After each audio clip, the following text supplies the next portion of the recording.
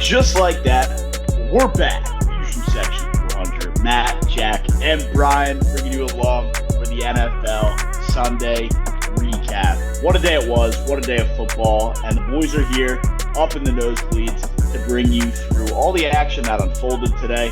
But as you notice, Jack's back. We got a full team. It's a three-man show for the first time in a week. So we're going to bring you all the updated, analysis, opinion, and where our confidence boards are sitting right now. But before we get into that, Jack, welcome back to the program, man.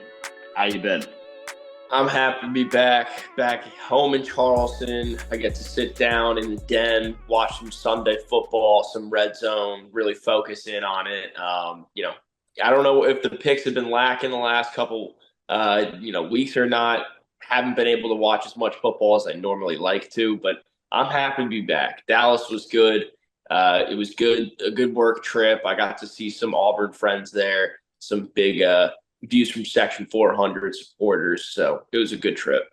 I think you brought your Jaguars stink over to Dallas because you were watching the Mavs game with friend of the program, Brock, and the Mavs did lose. So there might be something in the water over there with Mr. Jack. You saying Jack's cursed? I didn't say it. You said it, not me. Well, that's not good for you in Auburn, is it? No, but on the football field. On the football field, all right? We already wrote off this football season. We'll talk about it more in the next show, but we got to see Walker White on Saturday. So that's where we're at in the football season for Auburn. This football season has been a especially shitty one for me. I mean, the Jacksonville Jaguars are maybe the worst team in the NFL right now. I don't think we would beat a single team with the team that we put out there this week.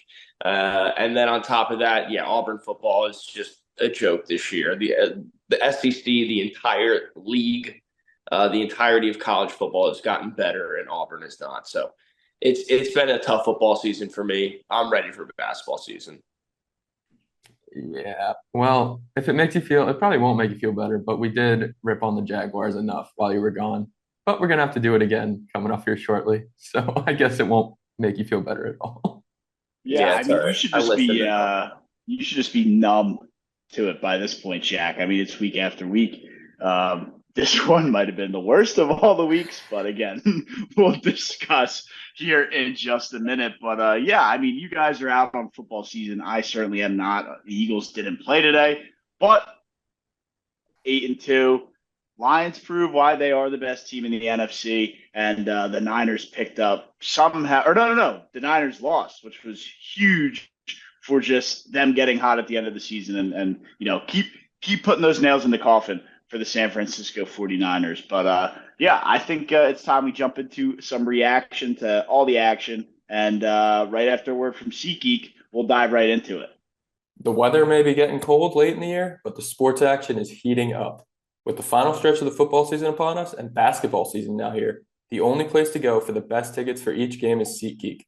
SeatGeek is the official sponsor of the Views from Section 400 podcast, and whether you're looking to sit courtside of the Sixers game, find a last-minute deal up in Section 400 for the Iron Bowl, or looking to just cheer on your alma mater in a preseason basketball tournament, SeatGeek's one-of-a-kind system helps you find the best deal for the best seats in the house. Use code VIEWSFROM400 at checkout for $20 off your first purchase. Again, that's code VIEWSFROM400 at checkout for $20 off your first purchase. SeatGeek, your best night ever is waiting. Thanks to our friends over at SeatGeek. It's the Sunday show, so we're going to dive into everything that happened, including, unfortunately for Jack, the 52-6, yes, 5-2-6 loss at the hands of the Detroit Lions. Jack, I don't even know how to introduce you to this one, man. Look, you guys can laugh at me. You can laugh at the Jaguars all you want. I had zero expectation going into this game. We're starting Mac Jones.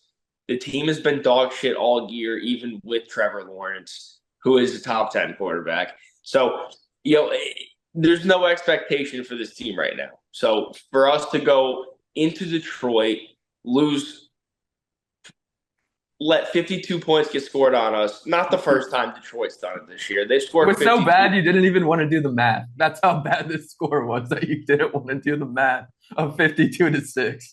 Bro, who wants to do that math anyway? I don't I blame think it you. was I'm just saying. I think it was a scoregami, by the way. It was a scoregami. I'm pretty There you go. I'm pretty happy about that. But that's about all I got for you.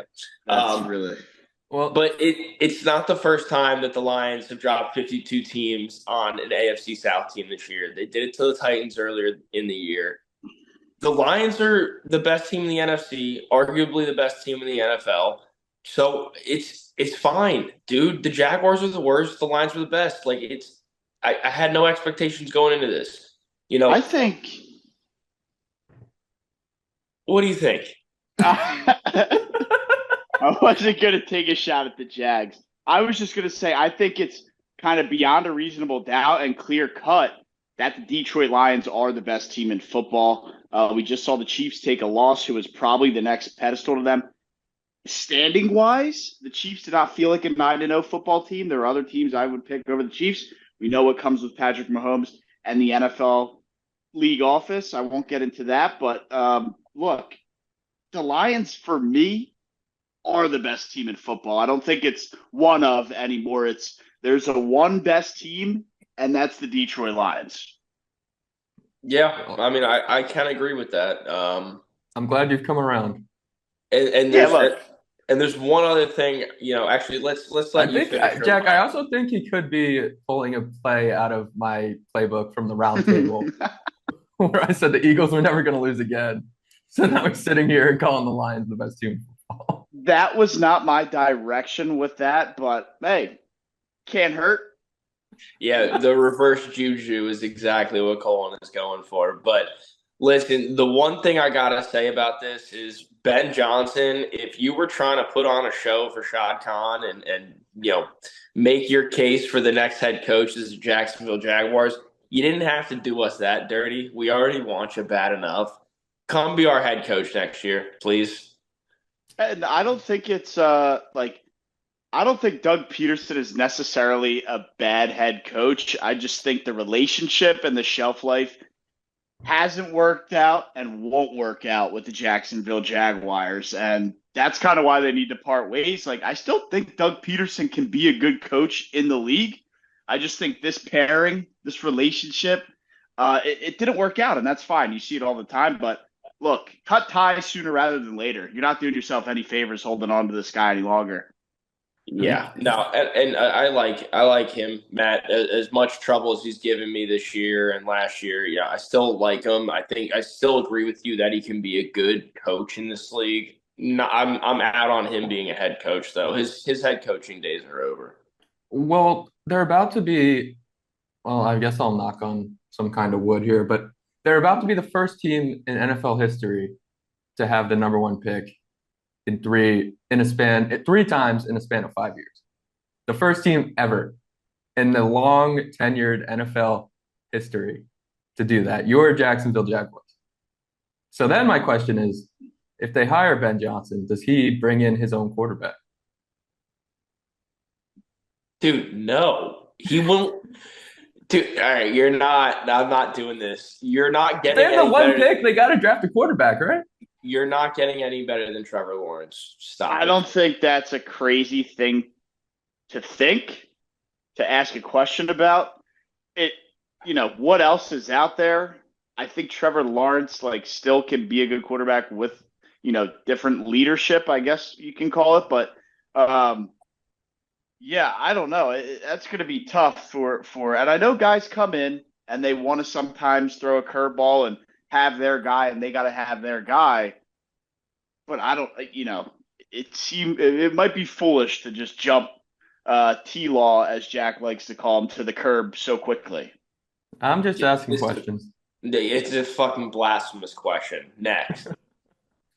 Yeah, I mean that's other than just kind of talking about the Jaguars' direction. I think that's all you can talk about them and the rest of their season. I mean, first team in football where the season's kind of over, of a team that maybe had expectations going into the year. or bigger expectations, and completely done. Yeah. Well, we'll get to the Jets in a bit, but Jets they're as right up well. there. Yeah, I mean teams with just high expectations. I'd say the Jets' expectations were probably more than what the Jaguars were. But look, Jaguars had a hot start last year, choked the playoffs at the end of the year, and then it just wasn't even competitive this year. So kind of wild. There's just a lot going on there with the franchise. Three. I didn't even know about that three first round stat. Not being able to really capitalize on any of those picks. I'm Yeah, it not going to definitely say hurts when you draft Trayvon Walker over Aiden Hutchinson.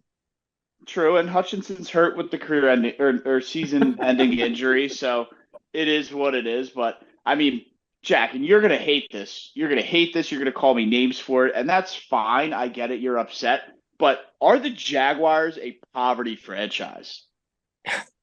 Dude. We're a new Three we're a first round newer picks in the last 5 years. okay. Nothing pans out. The team has regressed You're yearly. It's just a question. I Don't think get it's out time of for it. you to start not trusting the process. not yearly. Like you said, we were Jack, you had them doing over 11 wins. Matt, that is irrelevant to what we're talking about right now. They have not regressed yearly. This has obviously been a regress year. What? You can't say they haven't regressed yearly and then say this has been a regress year. What's our starting? They went from playoff wins to our choking the playoffs to you're, 2 wins you're through 12 saying weeks. you're saying yearly. That's year to year. Are we not talking about the Doug Peterson era? I'd Like argue they've been in regression since Blake Bortles. Since the 2017 That's a run. long Since time. we made the AFC Championship and almost won that game and almost sent our team to the Super Bowl, yes, we have obviously regressed from that. Yeah, but you can still have little blips in the way. I guess they won a playoff game, but it was a fake playoff game. They had the big This is another comeback Northwest Seattle fucking take where you got to put the parameters in the Rocky Mountains and then south of the Mason-Dixon. I'm done with you, bro. Just remember the Alamo.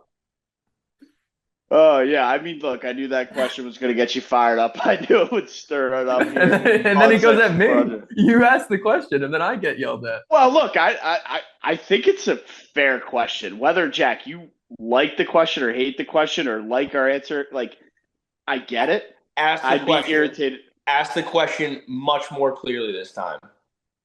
I don't know how much more clear I can ask. Do it.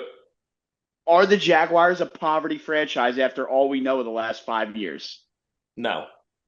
Brian? I think poverty franchise is a wide definition.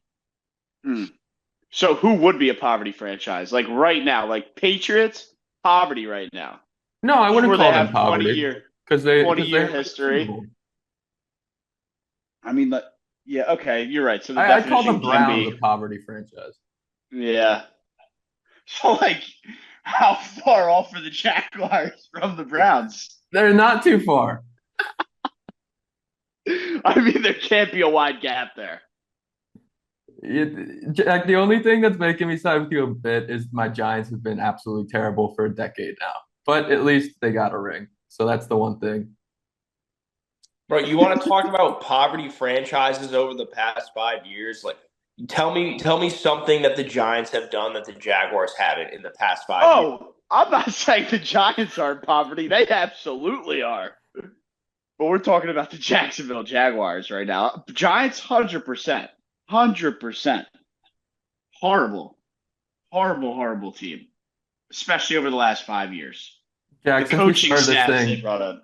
I've just been trying to bring you into the slums with me, and you have been refusing to accept it. And I think that's what Matt is trying to say here too. Just come in here. It doesn't happen often where the Eagles are 8-2, soaring at the top or close to the top of the league, and you two have to watch the rest of the year with 2-win football teams. Let me have my moment here. Yeah, well, soon enough, Auburn basketball will be in full swing, and then we'll be able to be happy again. It's basketball season. I know. It is for you guys, not me. But we'll jump into another game that I had picked right on the confidence board, and I was surprised it was this wide of a margin because I thought Jameis Winston would have a little bit of a revenge factor, vengefulness in his game today. but the Saints taking care of business down there in New Orleans, 35-14 win. Jameis Winston was airing the ball out, or at least trying to. What do you guys think of this one? I like the way that Jameis threw it for most of the game. I mean, 400. Like, did he hit 400 yards? I think he had just He damn got near close. 400. He had close. 230 at half, so he He- must have been close. You gotta love the way he threw the ball, but at the same time, like, what comes with that is the interceptions and the crazy plays, and we saw that too. So Jerry Jeudy turnovers looked in good. this game. Wow, Jameis finished 5 yards short of 400. Jerry Jeudy, this might have been the best game of his career. Yeah. he had And one Wild. that one deep ball. He just got behind everybody, really inflates the numbers, but probably is the best game of his career. I feel like there was like a Monday Night Football game he had a nice long touchdown on. That was it's some importance. Back Maybe on the that's Broncos. Well, they're far and few between to where it feels like it was the best game of his career. yeah. This one was really bad. Look, I like what the new coach is doing down there in New Orleans, at least on the Saints side. What's that? Back-to-back wins, hot start, terrible middle of the season for them, and now what? Back-to-back wins after firing their head coach. So maybe a little juju for the Saints. Do they have a realistic shot here to kind of make a run at the end of the year? I mean, very quietly, they're 4-2 with Derek Carr as their starting quarterback. Yeah. Yeah, do they have a chance? I guess. I mean, the Falcons are far from a lock to win the division. I think that NFC South is still wide open. Yeah, and that's the thing. It's a weak division. So if they can find a way to string some wins together, they could win the division. They need help. They need the Falcons to keep losing to bad teams like the Broncos, but they could do it. Yeah, I wouldn't put it past them. That division's going to get blown out by like 50 points in a playoff game. Yeah, probably doesn't even matter. But one last takeaway, at least I had from this game: 7 rushes, 138 rushing yards. Taysom Hill also added 3 touchdowns. Had to be the star of the week or star of Sunday for the fantasy guys, and I think he started in like less than 20% of leagues across the board. I don't know the exact stat, but not a lot of people had him started. Maybe rostered on the bench, but a lot of points go wasted this week on him. This guy did. And then at 8 o'clock this morning, I dropped into the waiver wire in favor of Dawson Knox. That was fun. I had a tinker too. I had started Nick Westbrook-Akine in the flex this week. He had a 98-yard touchdown reception. I was going to say he had a good week. I ended up subbing him out for Tucker Kraft, who had 0 catches, 1 target. Brutal. I think I'm still going to win the league, but brutal. I'm actually, Brian, I think it's against you in our views league. Yep. Is that right? I was up last time. No, because I thought I was up on you, but it's so hard to keep track. For everybody wondering, that league is getting spicy at the end of the year. We'll try and keep everybody updated on the standings. I think I got the best team right now, though, so maybe nobody is going to win the merch that we have coming out here in a couple weeks. Maybe not. Wait, and you shall see. Let's move on, though, here to the Colts and the Jets, where the Colts squeak out a 1-point victory at Jet Life. The Jets are cooked. Expectations high. Results very low. Brian, your thoughts? I'm going to name you 3 winning percentages of Jets starting quarterbacks. I want you to guess which ones they belong to. 364, 342, and 273. And these have all been quarterbacks of the New York Jets in the last 4 years. Give me those three percentages again. The best I'll let is Jack take a 364. shot for the second best integrity is of the show. I already saw this graphic, so I will let Jack take the shot. So there's no cheating. Jack, the best winning percentage is 364. The second best is 342. And the last place is 273. And I think I can already tell you that Rodgers is going to be last on that Yeah. list. Yeah, I kind of set you up for that one. Um, but as far as 1 and 2 go, I mean, one's got to be Zach Wilson. I can't even think who the other one would be. Like Mike White, Sam Darnold. Sam Darnold. So Sam Darnold and Zach Wilson both had better winning percentages in New York Jet than Aaron Rodgers. a sample size a little bit bigger for the other guys, but still, you're Aaron Rodgers, MVP caliber talent year in and year out. I get it. It's end of the career, end of the road. But the Jets experiment, the Jets relationship with Rodgers has Yeah, I tweeted failed this out. miserably. I tweeted this out today. It was a one of their three and outs that I saw in the play-by-play. First down, Aaron Rodgers pass complete to Devontae Adams for 1 yard. Second down, Aaron Rodgers pass complete to Garrett Wilson for 1 yard. Third down, Aaron Rodgers scrambles left tackle for 7 yards. Fourth down and one, Tyler Conklin rushed up middle for 0 yards. Like, At what what are the point? New York Jets? At what point does Rodgers take accountability, or is the ego too big, the profile too large to where it's just not what he's going to do? He's not going to take the accountability because he's Aaron Rodgers, and you know the Jets need him more than he needs the Jets. Is kind of the mindset I'm getting from Rodgers and the way he's playing. Yeah, I don't. I mean, look, I tried to blame it all on Nathaniel Hackett like earlier in the year, and I guess other people wanted to blame Saleh, but this offense is like it sucks. I mean, Brian, you just said that play that drive right there. 1 yard passes to Devontae Adams and Garrett Wilson. Send them downfield.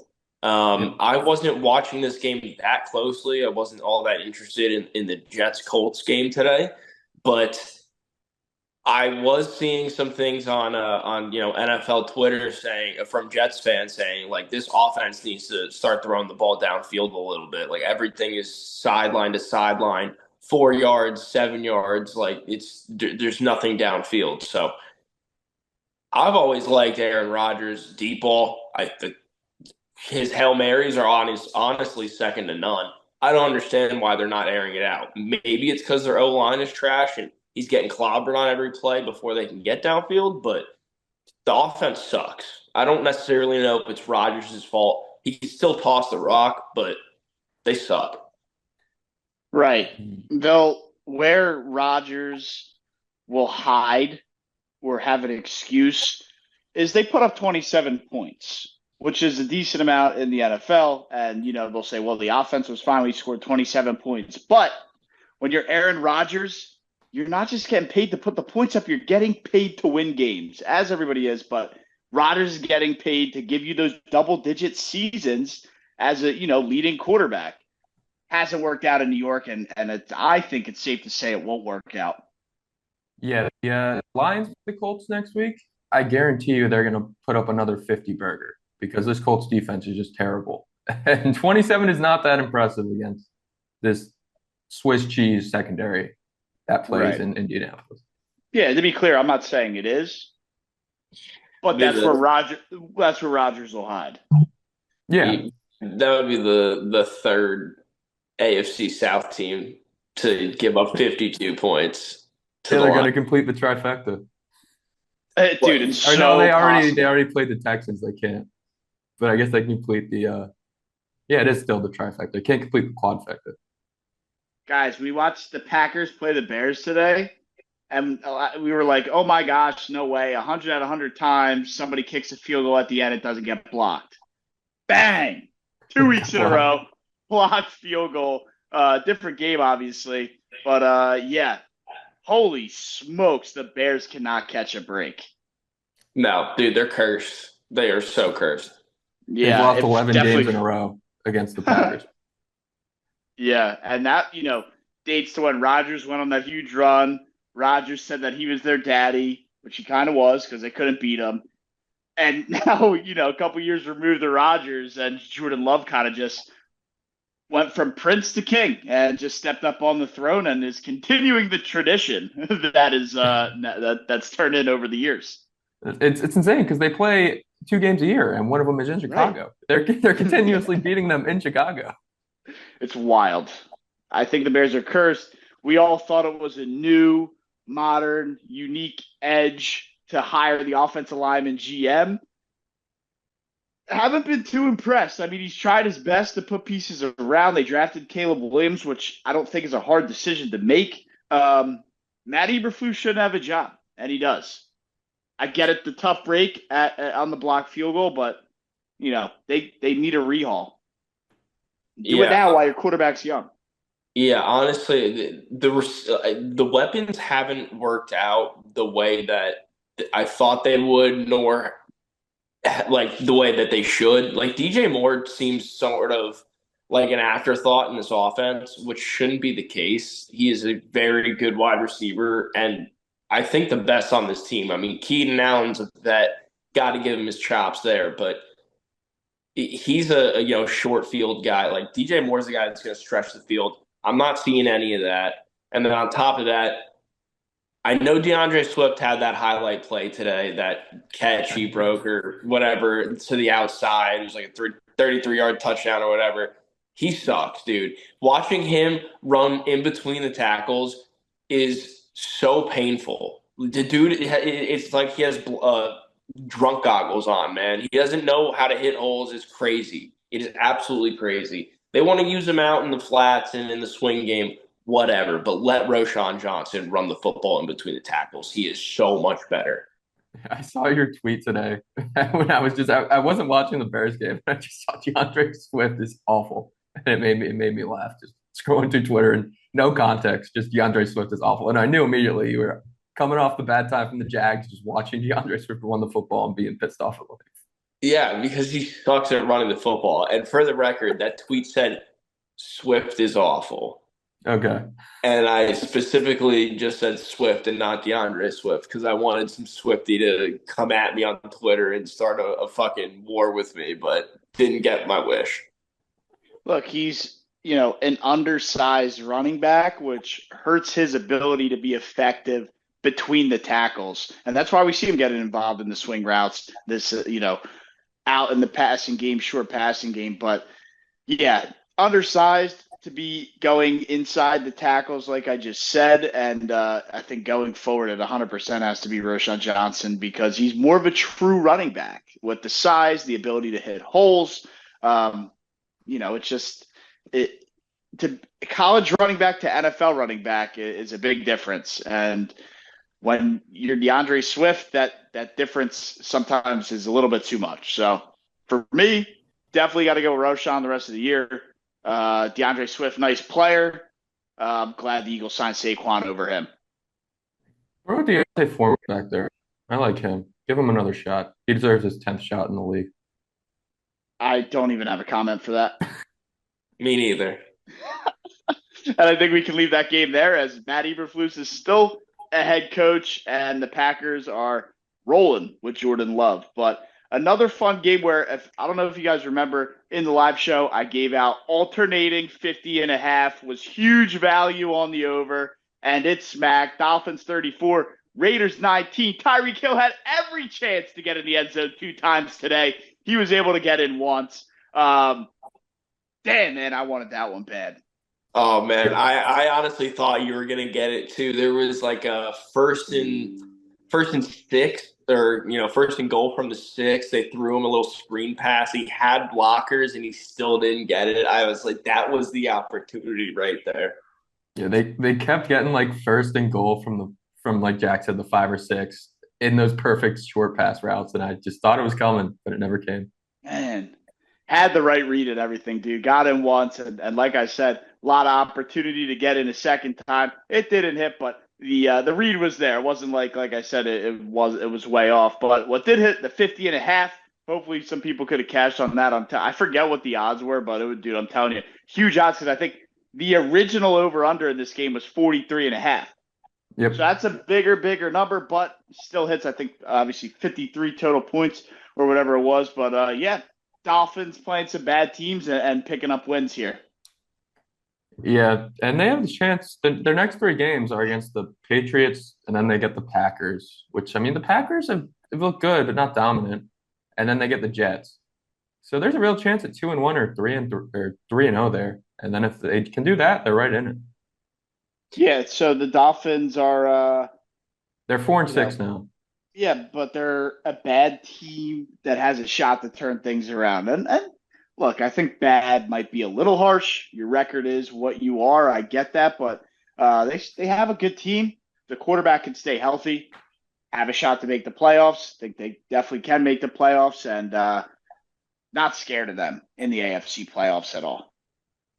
Yeah, I mean, there's a pretty big disparity. I mean, me being a Jags fan, watching this team without Trevor Lawrence the past 2 weeks, watching Mac Jones, I I feel for Dolphins fans, man. When Tua is not in that lineup, they just have zero shot.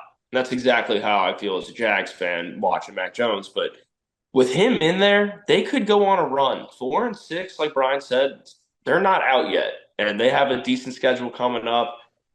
Look for the Dolphins to make some noise, especially. I mean, they're not going to win the division or anything. The Bills are absolutely cooking right now, but they could sneak in a wild card. Their competition right now is the Broncos. Yeah, no, they definitely could. And as for the Raiders, I know Raiders fans, it's been a rough year and your team's pretty rough, but I think I may have found a little bit of a curse here that may give them a little bit of hope that it's not only because of the players on the football field. Here we go. So I looked back at every Super Bowl host city because of course Las Vegas hosted the Super Bowl last year. The Raiders are terrible now. The year before that, it was Glendale, Arizona. The Cardinals went 4 and 13. The year before that was SoFi. The Rams were 5 and 12.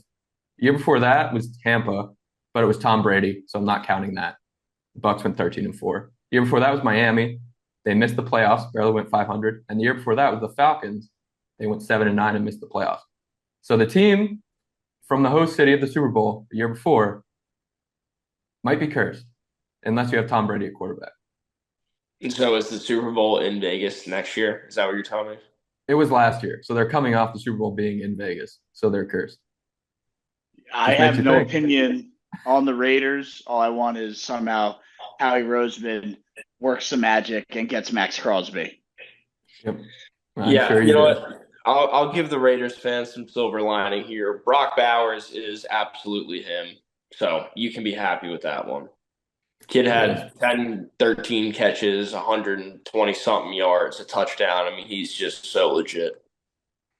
He's very good. But the one takeaway from that stat is when we're doing the NFC South preview next year, I'm going to remind both of you to take the under on the Saints because the Super Bowl is in NOLA this year. I will put that in my back pocket.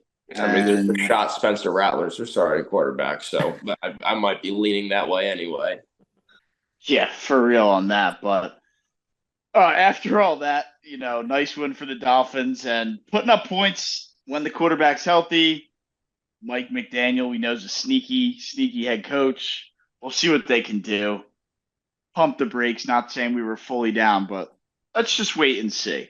A team that's also get back to 500 and playing really well right now with maybe some lower expectations, finally getting healthy. Health scare with Puka Nakua's shoulder today, but the Rams get the job done after a late interception by Drake May. Maybe a foolish decision, had some time left to work down the field and score. Gave it away there with an interception. The Rams seal the deal in Foxborough, 28-22. I don't play Madden anymore, but for those that do, if Puka Nakua's injury rating's not like under 40, that's terribly wrong because every game this guy goes out with an injury and then comes back. So it's not like a serious injury, most of the time at least. But he's that guy that comes up on the side of your screen and says questionable to return. If you keep him in, his overall goes down like 5. That's Puka Nakua. Yeah, I don't know what you're getting mad at him for being hurt for. Did you see the play he got hurt on? I mean, we need more of that in the NFL. Like the dude put his body out on the line to make that grab, full extension, touchdown. I mean, that's Yeah, what we no, need it's a to cool see. play. I don't blame him for it. I'm just saying. It's just the things I see. Man, I love Puka Nakua. He goes so hard. We need more guys like that in the league, and it's great to see him working back healthy. Healthy-ish. Cooper Kupp back healthy. Kyron, no touchdown again for him, but did his thing on the ground. This Rams offense is humming, the way it should hum under Sean McVay. So they are definitely a sneaky team that people should watch out for. Matt Stafford never played a game in Foxborough. Did I see that stat correctly? Or never threw a touchdown there? Something like that. Yeah, this Either is the way. first touchdown in Foxborough. Yeah, crazy. 4 touchdown day, a big one. Left an impression on that fan base. Definitely. Yeah, and I kind of thought I warned Jack when we went over this on the live show that Christian Gonzalez might shut down either Puka or Cooper Kupp, and they both had 100 yards. He wasn't on them. After the game, Gerard Mayo said CB Christian Gonzalez was on the boundary, and he wanted him that way rather than shadowing a Rams wide receiver because it was the best thing to do. It doesn't make any Well, sense to me. Well, I mean Sean McVay always gets Cooper Kupp and Puka Nacua working well out of the slot. That's the slot receiver does the most damage in his offense, like traditionally. So yeah. I can see, I can see why Christian Gonzalez playing, an outside corner sort of position didn't affect either of them. You do have to question why that's the game plan. But Yeah, maybe that's like look, you're obviously higher on Christian Gonzalez than I am. Maybe he just ain't like that. Maybe he's an outside corner. I think you're a Christian Gonzalez hater. I don't know the guy's skill set enough to know where he should be placed on the field. I know he's a very good player and a very good corner in the National Football League.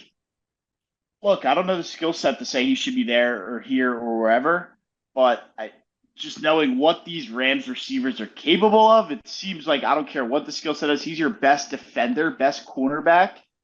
Put him on one of the better guys.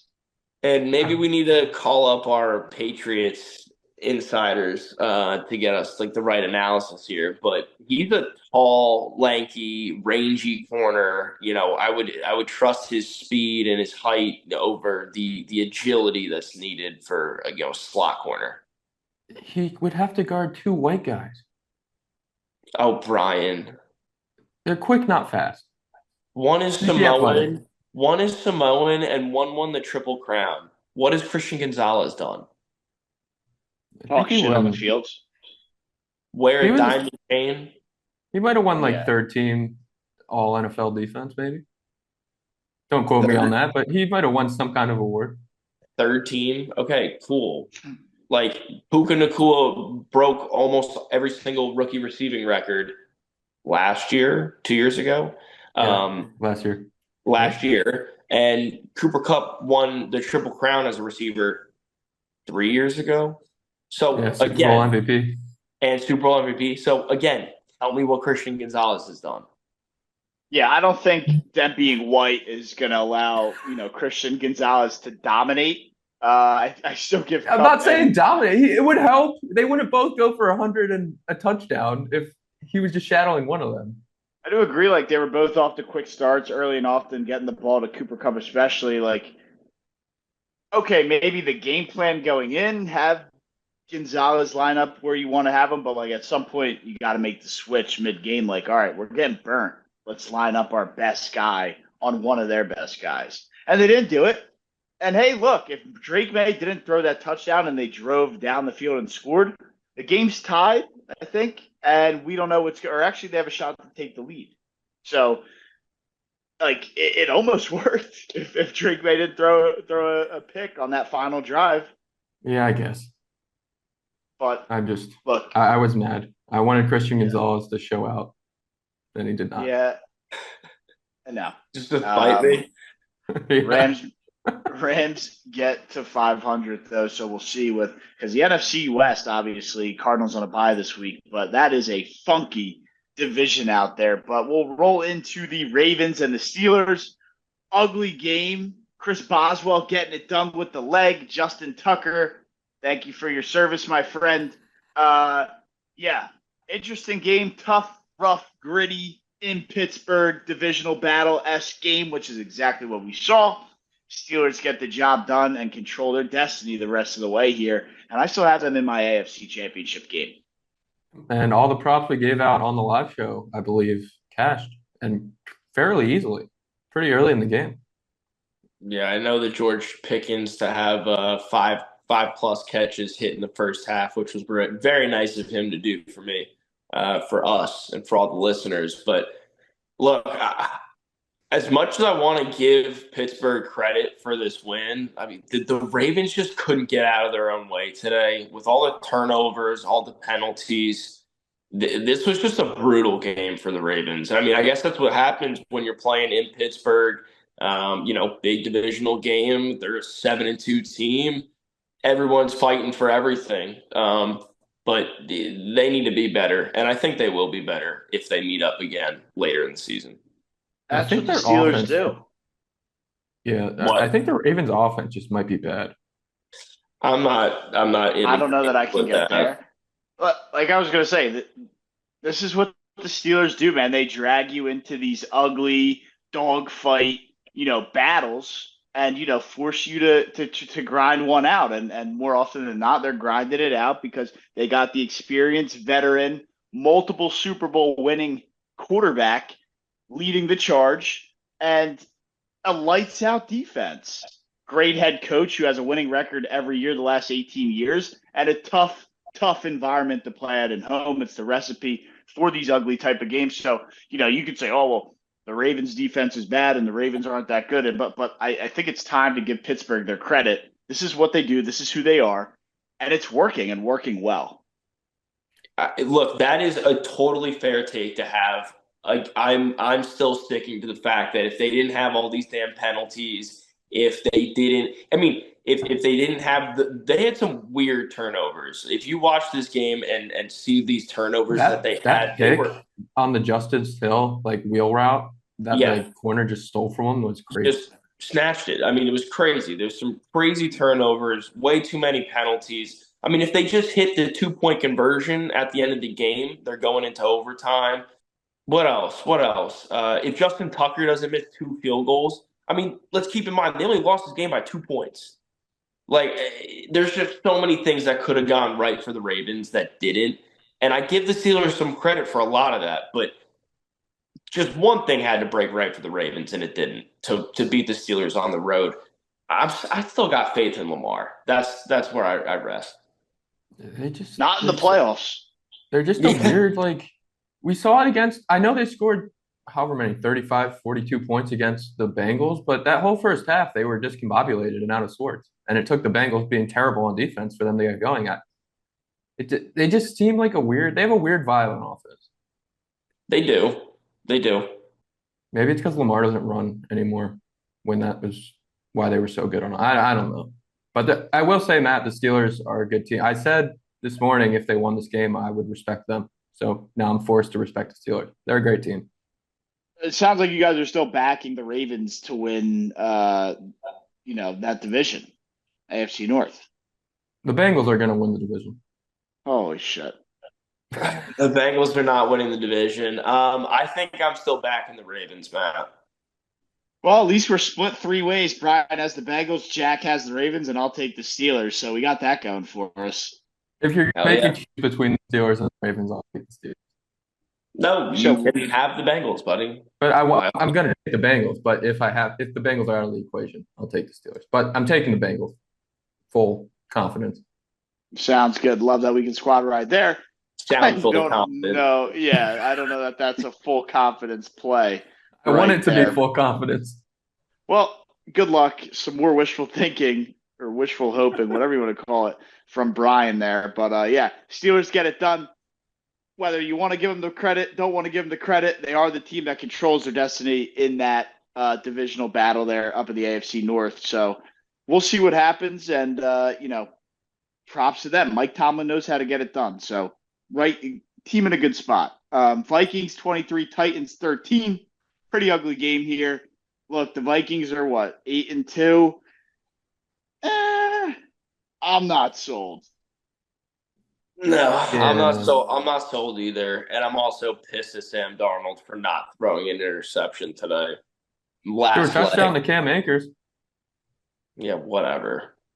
Like that's what I mean, man. It's Sam Darnold to Cam Akers, and this team's 8-2. If you would have told us that at the beginning of the season, we'd be like, "Oh yeah, the Vikings are probably 0-10. Justin Jefferson requested a trade. They're eight Right. and two.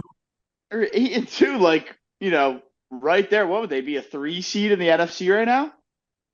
Yeah. I think so. This would be Lions, Eagles, Vikings. I think is Yep. the 1, 2, 3 in the NFC. Packers up there too, or Oh no, Packers are they pretty would have to close. be the wild card. So they'd be the five. Oh, The five. Yeah. yeah, because the NFC West team would be 3, right? Yeah. Or the four, I guess. Yeah. So who would be 3?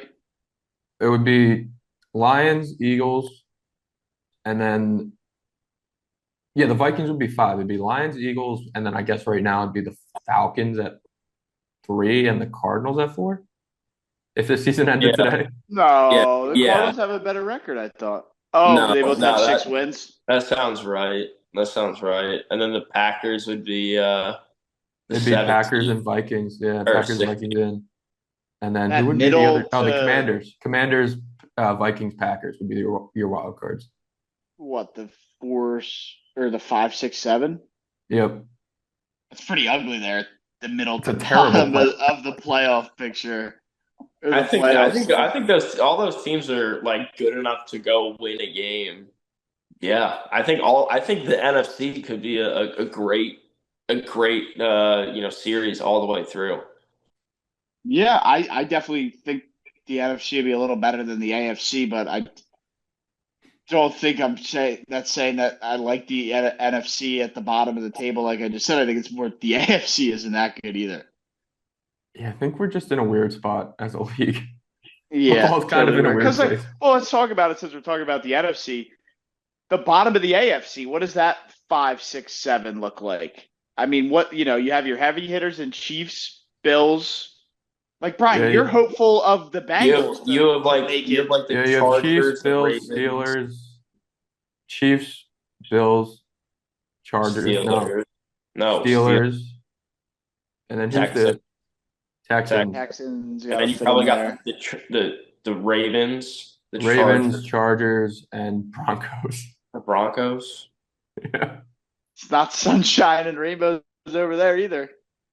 But yeah, again, we are talking about Vikings, Titans, I know, but yeah, Vikings as a 3 seed or whatever they would be in the NFC, not sold on that when it's Sam Darnold, the Cam Akers throwing touchdown passes in week 11. They could absolutely get upset by Packers in the first round, and that would be fucking Easily. awesome. That would be awesome. But yeah, that's kind of the 1 o'clock window. We'll jump into some stuff here in a second. All right, we'll get into the last few late games on the slate, but before we do, they are presented by the Views from 400 merch. Shirts are coming out. They're coming out soon. We're hoping to get them on the website on Black Friday, November 29th. That's less than 2 weeks, fellas. Right around the corner, man. The merch looks sick.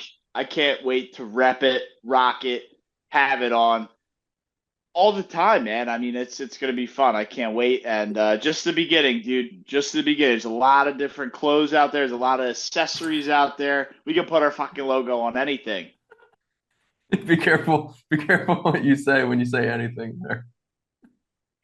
Yeah, I'm gonna put a QR code when you go Baldiani on us. I'm gonna put a QR code on your bald ass head. We should make a Views from 400, and it's like a cartoon graphic of Sirianni bald, and then on the back have our logo. That'd be fun. Yeah, we'll make them if the people buy our merch. Every time they buy merch, we can reinvest and make some new designs. So once they get out there, get on our website and buy some merch, people. Perfect. But yeah, Views 400 merch coming out in a couple weeks here. Bang. Bo Nix, man. What a quarterback. Broncos 38, Falcons 6. Jack, weird you said the Broncos not a very good team. Bo Nix hater, dude? Like, I thought that's your guy. No, he's not my guy.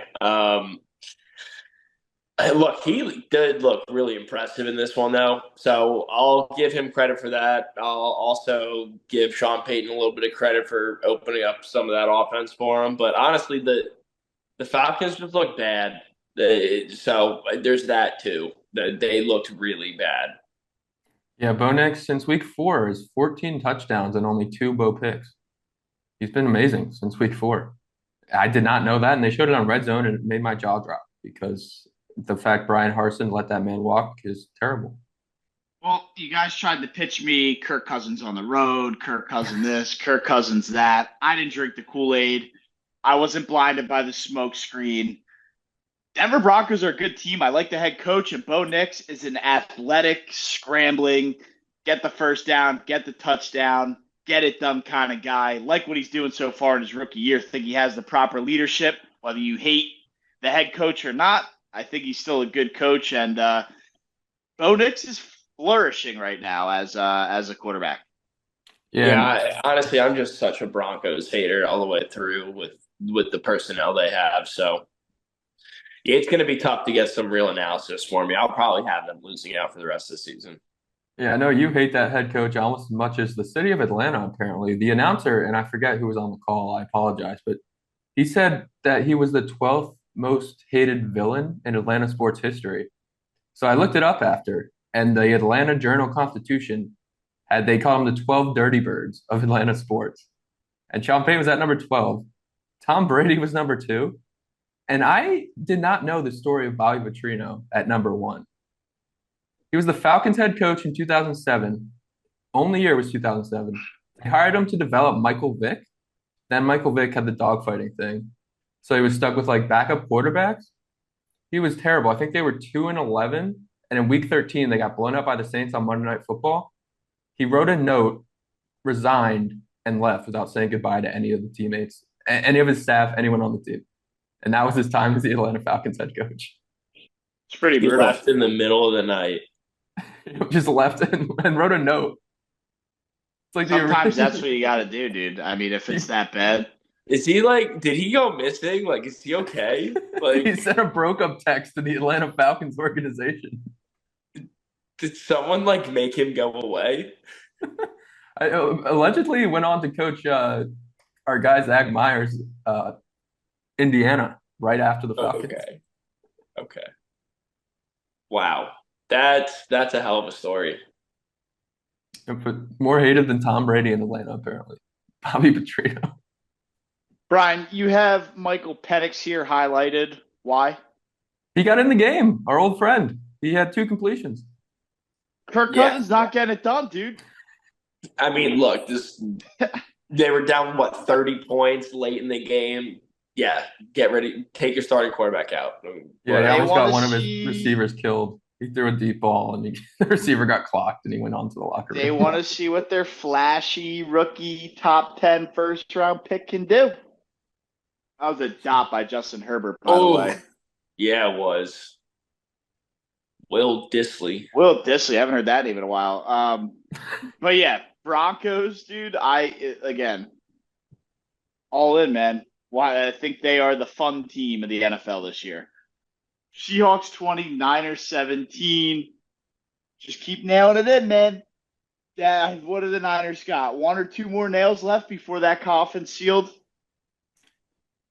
Seattle. Are they the Undertaker meme? Is my Seattle Seahawks going to be good? Back from the dead here?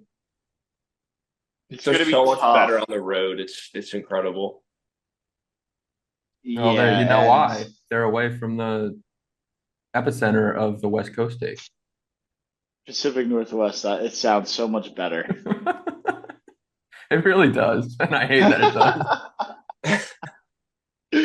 It just makes it so much better. But yeah, Falcons. I mean, look, you guys don't have to say the Eagles are the best team in the NFC, but I think it's clear they're number 2. Yeah, I don't even think you can call the Niners the best team in their division anymore. I don't know if you call the Falcons the best team in their division anymore.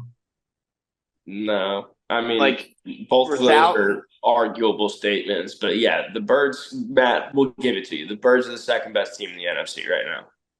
I think they're neck and neck with the Liners, or the Liners, the Lions. That'd be a hell of a team. The Liners, match the Niners and the Lions together into one team. I just dude, I think that'd be a sick NFL expansion. I don't know. Look, the only takeaway that we haven't talked about from Niners Seahawks left that I have, Why does I understand Debo's like a very flashy personality. Matt's got a ton of beef with him with the Eagles and all that, but why does he start beef in every single game he plays ever? Like he's just asking to get hurt. He's asking for the defenders to hit him even harder, all of his teammates even harder. It's just dumb. And he's always starting this shit. It's the personality, it's the ego, it's what these guys do. It's the same thing as Stephon Diggs. You see, there's wide receivers like this all over the league where they just got an attitude, they got an ego, and when the going gets rough, they throw temper tantrums, they cause problems, and it just shows that they're not cool, calm, collected under pressure. Like I just said, when the going gets tough, their true colors show on their sleeve, and that's kind of what we're seeing with Debo Samuel. I think specifically with Samuel, it's just how he kind of gets pumped up. He has to yell at somebody, and it has to be somebody on the other team. I mean, shit, dude, didn't he slap Moody in the face the other week? Like, I saw it always the other team.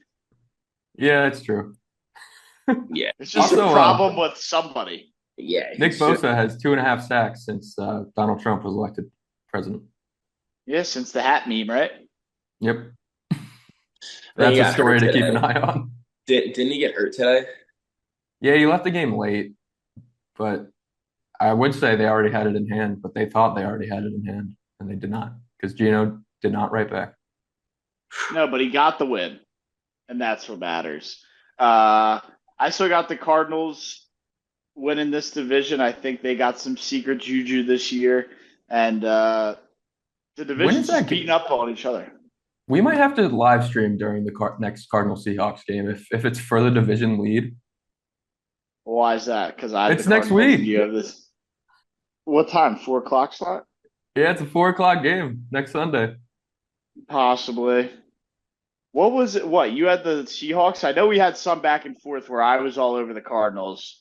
Yeah, I think it was we were trying to we were going over the over-unders in this division. Talking sleepers or something. I don't know. Yeah, I think we all sort of agreed that the Niners were going to be the best team, and then we were all trying to fight or figure out who's going to be the number 2 team in this division. And I think, one of us had the Cardinals. I guess that's Matt. Brian, I think you had the Seahawks. I think I maybe had the Rams. Yep, that's exactly what it was. Is that what it was? I mean, not bad picks across the board. All teams are pretty much right there. And still, you could say any one of those 3 teams has a shot to win the division. And any one of those 4, I guess the Niners are still alive. Yeah, I mean, if anything, you can say that was a valid debate. They're all good. Yeah. That's why I felt so strongly. Yeah, I agree. But still a disaster of a division, in my opinion. I'm not totally scared of dude, say the Cardinals somehow win that division. I think they could have a real chance to get upset in that first round. Yeah, well, the last time the Eagles played in that stadium, was it when they lost to the Chiefs? Or have they played the Cardinals since? No, they played the Cardinals last year at home, and now the Eagles blew a 4-touchdown lead. Or whatever. Yeah. They were up huge, and then Kyler Murray had the fourth quarter of all fourth quarters, greatest performance of all time. That anti-Eagles parlay hit. The one that hit. The only time ever that those things are 1 in 15 all time. Yeah, I had to retire him because it finally hit. And that was the one that hit. I can't believe we're not getting more this year. Well, the show doesn't script towards Brian doing that, but for the people who love the anti-Eagles parlays, sure, they're far and few between because they don't hit ever one time. Maybe you can nag Brian in the comments and start begging him for some more anti-Eagles content, which is tough to do with an 8-2 football team, by the way. Maybe it's what it's going to take to end the Baldiani era. I hope not, man. Let's keep it rolling on here, though. The game of the weekend on paper. Was this the game of the weekend, actually, that unfolded? Chiefs-Bills. The Chiefs finally fall. Brian, and I think you as well, Jack, both had the Bills winning this game. I had the Chiefs in the confidence. I said I'll be fine with that, man. I'm always going to take Mahomes until proven otherwise. I don't think this proves otherwise. Brian, I think you're exactly right. Bills get this one. Chiefs get it done in the AFC, whether it's a divisional matchup or not. I think it might be, but yeah, I think I still got Chiefs Steelers as my AFC championship game right now. Bills are very good though too. I'm not discrediting them. I really like the Bills, and Josh Allen's starting to make some of those mistakes that have plagued him his whole career. He made a terrible decision on an interception today, but he made it count when it counted, and he scored the long touchdown run, which, by the way, I also said on the live show, take his over on rushing because he's going to get one long run. And it took until the last offensive snap of the game, but he got there. How many rushing yards did he end up finishing with, Brian? He was at, I think he was at 30 before that run, and it was like a 25-yard run. So he's probably at 55 or somewhere around 50. 55 yards rushing. Let's go. That hits. Yeah, you told me that it was gonna be. I asked you. I said 39 plus or 49 plus. You said go in, take the 49 plus. He's gonna have 50. Good job there, dude. That was a great game to watch. It really was. Mahomes, Allen. It doesn't get any better than that in this league. No, yeah, it was great. And this game was over as soon as the Bills fans hung the Kermit the Frog stuffed animal from the telephone pole, dressed in the Mahomes jersey. I saw that on Twitter, and I was just like, all right, yeah, Bills by 90. Nice. Yeah. I was waiting for Matt to chime in and say something. Oh, I was like typing stuff on my computer. I'm like, let me just see if these guys can keep it going. And just absolute silence. I was waiting for some kind of reaction from Jack there, but yeah, I guess that's a sign for us to get out of here. I'm fucking exhausted, dude. Yeah, it was a long weekend. I get it.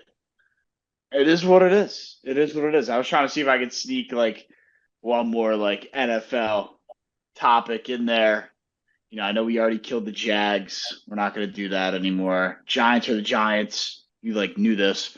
And the Eagles are one of the best teams in football. So I'll sit on the high horse for now. And that's all I got for the NFL recap show. Yeah, stay tuned for our Monday Night Football Roundtable. It's a terrible game, but I know some of you Cowboys fans are out there, and you're going to be hoping we take the Cowboys on the prediction tomorrow. So to see if we do, views from section400.com, the roundtable will be dropping around 4 p.m. Eastern. Views from section400.com. Can't wait to see what that roundtable has. Get CeeDee Lamb the ball. That's all I got to say for that one. Yeah. No, I thought you were going to fucking outro it. Oh, no, I think he just fumbled. I don't know what happened. T. Higgins got bopped.